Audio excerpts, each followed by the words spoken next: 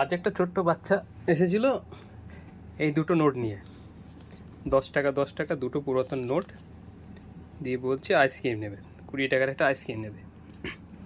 তা আমি বলছি এই পুরাতন নোট কে দিল? বলছে আমার দিদা দিল।